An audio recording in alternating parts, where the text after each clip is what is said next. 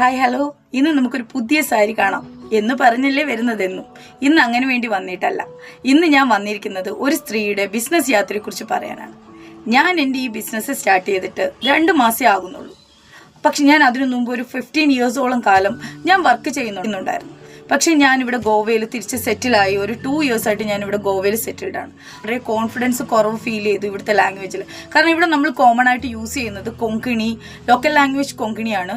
ഹിന്ദിയും ഇംഗ്ലീഷും എല്ലാം നമുക്ക് കംഫർട്ടബിൾ ആയിട്ട് യൂസ് ചെയ്യാൻ പറ്റുന്നുണ്ടെങ്കിലും പക്ഷേ എവിടേക്കോ ഒരു കോൺഫിഡൻസ് ഇല്ലായ്മ, അല്ലെങ്കിൽ ഒരു സ്ഥാപനത്തിൽ പോയി ധൈര്യമായിട്ട് ജോലി ചെയ്യാനുള്ള ഒരു കോൺഫിഡൻസ് കുറവ് എനിക്ക് നല്ല രീതിയിലുണ്ടായിരുന്നു. ആണത് എനിക്ക് എവിടെ ജോലി ചെയ്താലും എന്തും നല്ല 100% ഒരു ഫുൾ സക്സസ്സോട് കൂടി ചെയ്യണം.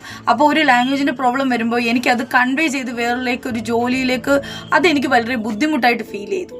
അപ്പം ഞാൻ അവിടെ വിചാരിച്ചു, വേണ്ട, ഇത്രയും നാളൊക്കെ ജോലി ചെയ്തില്ലേ, കഷ്ടപ്പെട്ടില്ലേ, ഇനി കുറച്ച് നാൾ ഹസ്ബൻഡും കുഞ്ഞും ഒക്കെ ആയിട്ട് വീടൊക്കെ നോക്കി സന്തോഷത്തോടെ കുറച്ച് മൊബൈലൊക്കെ നോക്കി TV ഒക്കെ കണ്ട് സമയം സ്പെൻഡ് ചെയ്യാം, എല്ലാം എൻജോയ് ചെയ്യാമെന്നൊക്കെ ഞാൻ വിചാരിച്ചു. പക്ഷേ കുറച്ച് നാൾ അങ്ങനെ പോയെങ്കിലും പിന്നീട് എവിടാണ്ടൊക്കെയോ എനിക്ക് എൻ്റെ ജീവിതത്തിൽ കുറേ മിസ്സിങ് ഫീൽ ചെയ്യാൻ തുടങ്ങി. ഞാൻ എപ്പോഴും ചിരിച്ച് കളിച്ച് വർത്തമാനം പറഞ്ഞുകൊണ്ടിരുന്ന എനിക്ക് പെട്ടെന്ന് ദേഷ്യം വരാൻ തുടങ്ങി. എപ്പോഴും മുഖത്തൊരു വിഷാദം ഫീൽ ചെയ്യാൻ തുടങ്ങി. അപ്പോൾ എന്നെ കാണുന്നവർ തന്നെ എന്നോട് ഇങ്ങനെ ചോദിക്കാൻ തുടങ്ങി, എന്ത് പറ്റി എന്ന്. അപ്പം ഞാൻ തന്നെ എന്നോട് സ്വയം ചോദിച്ചു, എനിക്ക് എന്ത് പറ്റി. അപ്പോഴാണ് എനിക്ക് മനസ്സിലായത് എൻ്റെ കോൺഫിഡൻസ് ലെവൽ വളരെയധികം താഴുന്നു.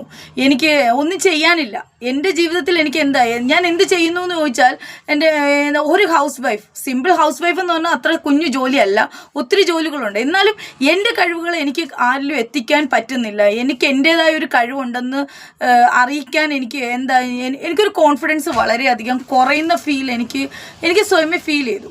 അപ്പം ഞാൻ ചിന്തിച്ചു ഒരു ബിസിനസ് സ്റ്റാർട്ട് ചെയ്യാമെന്ന്. അപ്പം ബിസിനസ് സ്റ്റാർട്ട് ചെയ്യുമ്പോഴും നമുക്ക് പല പ്രശ്നങ്ങളും നമ്മളെ വന്ന് മൂടും. അയ്യോ, കാശ് നമുക്ക് ലോസ് ആവുമോ. പക്ഷെ അവിടെ എൻ്റെ ഫാമിലി, എൻ്റെ ഹസ്ബൻഡിൻ്റെയൊക്കെ സപ്പോർട്ട് കൊണ്ട് ഞാൻ എൻ്റെ ഒരു ബിസിനസ് സ്റ്റാർട്ട് ചെയ്തു.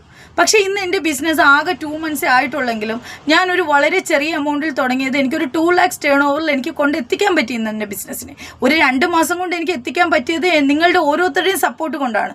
കാരണം ഫോൺ യൂസ് ചെയ്യുന്നത് യൂട്യൂബ് റീൽസ് കാണാനും വാട്സപ്പിൽ മെസ്സേജ് അയക്കാനും ഒക്കെ മാത്രം യൂസ് ചെയ്തിരുന്ന ഞാൻ സോഷ്യൽ മീഡിയയിലേക്ക് ഇറങ്ങുകയും ഡിജിറ്റൽ മാർക്കറ്റിങ്ങിനെ കുറിച്ച് പഠിക്കുകയും വാട്സപ്പ് മാർക്കറ്റിംഗ് പഠിക്കുകയും ഒക്കെ ചെയ്തു.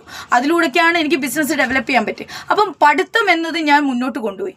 അപ്പോൾ പഠിക്കാൻ തുടങ്ങിയപ്പോൾ ഞാൻ വീണ്ടും കുട്ടിക്കാലത്തെ പഠിത്തക്കാരിയായി. അപ്പോൾ എൻ്റെ ജീവിതം റിഫ്രഷായി. എനിക്ക് വളരെയധികം സന്തോഷങ്ങളുണ്ടായി. എൻ്റെ ബിസിനസ് വളരുന്നതിൻ്റെ കൂടെ ഞാനും കോൺഫിഡൻ്റ് ആയിട്ട് വളരാൻ തുടങ്ങി. ഇന്ന് 13 ഇയേഴ്സ് ആയിട്ടുള്ള സ്ത്രീകൾ പലരും ഈ ഡിപ്രഷന് മരുന്ന് യൂസ് ചെയ്യുകയും എടുക്കുകയൊക്കെ ചെയ്യുന്നു. അവർക്ക് സാഡ് ആകുന്നുണ്ട് അവർ. അപ്പം നമ്മൾ വേണ്ടത് ഇതാണ്, നമ്മളുടേതായ ഒരു സ്പേസ് നമ്മൾ കണ്ടെത്തുമ്പോൾ നമ്മളുടെ ജീവിതം നമുക്ക് കോൺഫിഡൻ്റ് ആയിട്ട് കൊണ്ടുപോകാൻ പറ്റും.